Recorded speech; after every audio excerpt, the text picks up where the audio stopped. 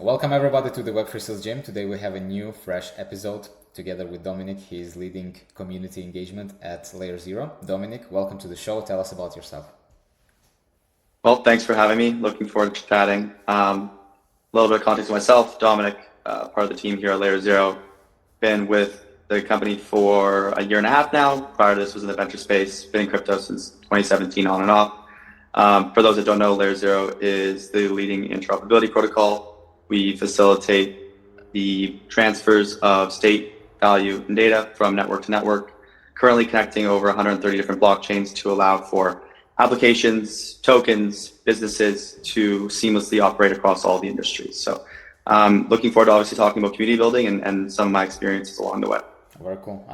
Before we chatted and you told me that you've been also in the BD, so it's very interesting to also hear it from your perspective. So let's just dive into the questions. Imagine that I am a new hire for the community management, and let's say I join a project. How do I understand what kind of community I'm inheriting from the people that have been doing community before me?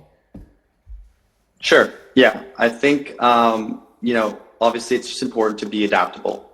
You are coming in as someone that the community doesn't maybe know or hasn't been interacting with for X amount of time. And so for you to be able to be adaptable and understand what currently is in place, what you understand is working and what's not working is very, very important. And then obviously just understanding that this stuff takes time and for you to set yourself on the right step forward and being able to, lay that foundation for you to build something special as your time progresses. As a side question to this, do you have, a top three characteristics, how you describe your community, or maybe top three values that you're trying to build in the community? Is it something like this, that you manage that how do you cultivate the community in a certain way, to develop certain characteristics? Yeah, so I think to kind of take it a step back is how do a lot of these communities get formed, more specifically in Web3? I think it's usually a result of three things. It's either going to be the community seeing the product and believing in what that actually is going to entail, aligning with it. It's going to be believing in the founder, whether they've been active in the space prior or they have a strong career in adjacent industries. And then lastly, it could potentially just be a general vision. Is there something special that you specifically see here as a community member that you want to align with, that you want to spend time growing with and understand? Now, in terms of specific traits or what I've found that's very important to be, aware of or considerate of is that first and foremost, you're building with, not for. So understanding that these are people that care just as much as you, and for you to not speak down to or to feel as though it's your role to only do one portion of the community building. I think that leveraging the existing community or a community that you're going to grow with is very important. And that comes down to just generally listening to each other and working together. A couple of the things that I think that are important in terms of just specific traits: presence and commitment, being there when they need you, being active and responsive is very important. I know that in the earliest days when Layer Zero, the protocol, went live, we had our founders and our C-suites all online, active 24/7. Anyone that needed something, whether it's a builder, a power user, whatever that may be, they're there to support, and that's very, very important. Regardless if it's going to be in the earlier days or 10 years down the line, having that commitment and that presence is very important. And then the last trait I think is worth highlighting is just general storytelling. Are you able to convey the vision that you guys as a protocol or business believe in and that they're building for, so others can align with you on that and grow with you? Okay, and what are the leverages that are in your disposal in order to do this? How do you tell the story to the community? What leverages? Yeah, for sure. I think that's a couple of things that I always hear, long-term alignment, and then understanding where what the protocol is looking like or the products that you're shipping in the future. Conveying that something this stuff, right? And so being able to actually paint that very, very important. This is going to be a long-term initiative that we're looking to with us and for us, not on a daily or weekly, but for years and years. And another thing, steering the community is one thing in point, but planning who are from the earlier stage understand the specific solution you guys are offering, because a lot of effective we have a group of people to build that with instead of trying to have people that only incentives or short-term presence. And I guess another thing is just steering the community based on also just data and analytics and metric follows what is actually working, because obviously it's a continuous iteration process, and for you to be able to understand that it's all about A/B testing and see what works and see what doesn't work is very important. Also a side question, what do you think is like the main metric for you to understand if it's working or not? Is it usually the engagement metrics or something else? I think it's situational. It depends on the protocol, depends on your solution, what you're offering, and what you're trying to do, right? I think it's completely different in Web 2 and Web 3 and how someone builds a community. But that being said, if you're optimizing in the earlier days is for just general brand exposure, then you can focus on impressions on whatever socials, or maybe you're in a more of a growth phase and you're a little bit more established and you're looking to have a larger builder community and more developers specifically interacting there. And that's where you can look at, GitHub, etc., other platforms where you're actually going to see submissions of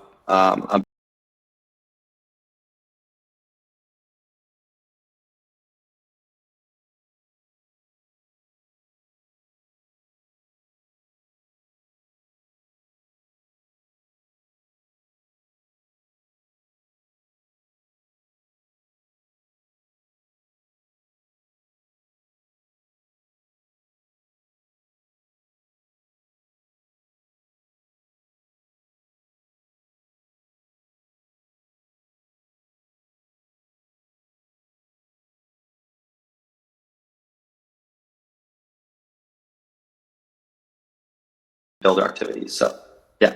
Gotcha. Okay. So there is a saying in the culture, apes be strong together. This refers me to the cults. I hear about communities that are super popular, or communities that are considered to be super successful, like let's say Pudgy Penguins, for example. Like they almost form a cult, or that it's important to do it because then your retention and your community is super strong.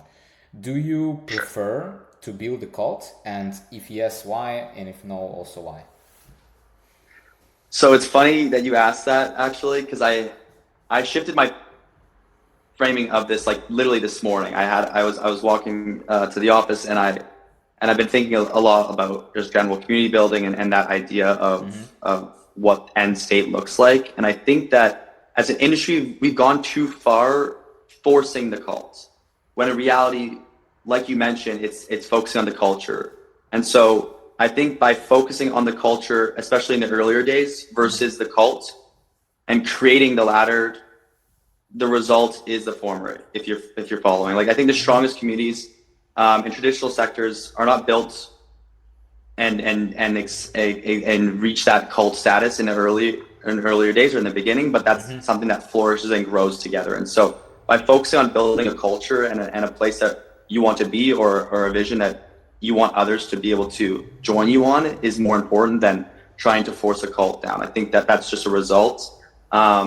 So if I were to answer, I would say I'm not opposed to the cult, but I don't think it's something that people should be focusing on building. It feels like cult is more short-term thinking, or like I just don't think you don't build a cult by just bringing a bunch of people in a room and say, hey, we're going to be a cult, like it's time. No, you have to build a culture and a vibe that people want to be a part of. And you as the community lead, or the one that's going to be fostering this culture, should let that cult form naturally. I think all the biggest cults or the biggest communities today in our industry or in traditional industries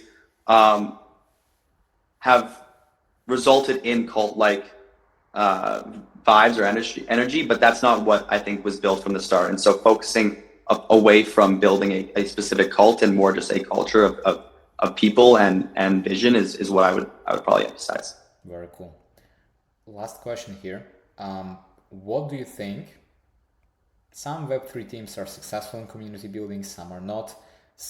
And I've seen this work with different level of funding, different level of product and everything. What do you personally think is the make or break thing that makes certain communities nail the communities and some companies completely fail in that, regardless amount of money that they spend on it?